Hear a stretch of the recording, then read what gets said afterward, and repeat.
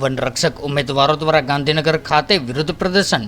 વનરક્ષક પરીક્ષામાં CBRT પદ્ધતિ રદ કરવા, વનરક્ષકની જગ્યામાં વધારો કરવા, તાજેતરમાં જ લેવાયેલ પરીક્ષાની શિફ્ટ વાઇઝ પરિણામો જાહેર કરવા સહિતના વિવિધ મુદ્દે વનરક્ષક ઉમેદવારો દ્વારા છેલ્લા 2 દિવસથી ગાંધીનગર ખાતે વિરોધ પ્રદર્શન કરવામાં આવી રહ્યું છે.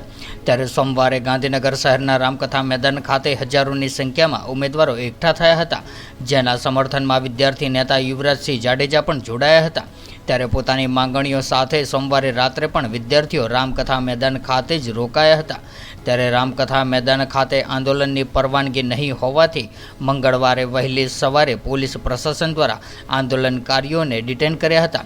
ત્યારે વિદ્યાર્થી નેતા યુવરાજસિંહે પોલીસ વિભાગ દ્વારા ડિટેન કરતા વનરક્ષક ઉમેદવારો દ્વારા ગાંધીનગરના સેન્ટ્રલ વિસ્ટા ગાર્ડન ખાતે હલ્લાબોલ કર્યો હતો અને પોતાની માંગણીઓ ઉપરાંત વિદ્યાર્થી નેતા યુવરાજસિંહ જાડેજાને મુક્ત કરવાની માંગણી સાથે વનરક્ષક ઉમેદવારો દ્વારા વિરોધ નોંધાવ્યો હતો. ત્યારે પોલીસ દ્વારા વિધાનસભા ગેટ નંબર 6 સામે ભારે વિરોધ પ્રદર્શન.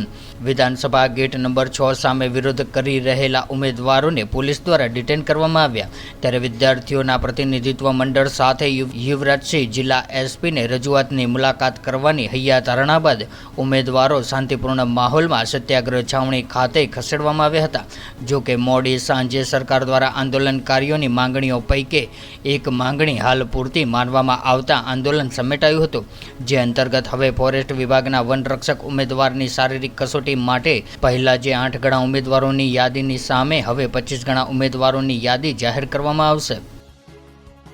શું નામ છે બેન આપનું? મારું નામ વાડા ભાર્ગવી છે અને અમે આંદોલન કાલના કરીએ છીએ અને અમારા ગ્રાઉન્ડમાં આંદોલન કરવા માટે ભેગા થયા હતા. બધા ભેગા થઈને વિધાનસભાએ પહોંચી ગયા હતા ને અમે એ લોકોએ ત્યાં ગેટમાં તાળા મારી દીધા હતા. પછી પોલીસવાળાના ડબ્બા આવ્યા છે, એ લોકો અમને ફરી અને 1-1 મિનિટને 4-4 પોલીસવાળાએ ખેંચી રોડ ઉપરથી ઘસડીને લઈ ગયા છે. એમાંથી એક ભાઈને ઈજા થઈ છે, હાથમાંથી લોહી નીકળતા હતા, પેટમાં એને વાગ્યું હતું, છતાંય એને ડબ્બામાં પૂર્યા છે, એનાથી શ્વાસ નહોતો લેવાતો. પાણી માંગતા હતા તો પોલીસવાળા પાણી નહોતા દેતા. એ લોકોને ઇન્ફોસિટીએ ઉતારીને પોતો હોય કે નતારી ભાઈને 108 માં લઈને સિવિલે પહોંચાડ્યા છે.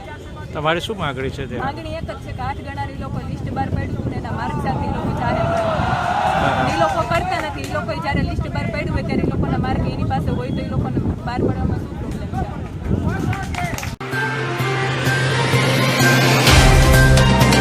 तो व्हाट्सएप, ट्विटर, फेसबुक, इंस्टा जहाँ भी आपका अकाउंट है, इसे शेयर बटन के द्वारा वहाँ पर शेयर करें.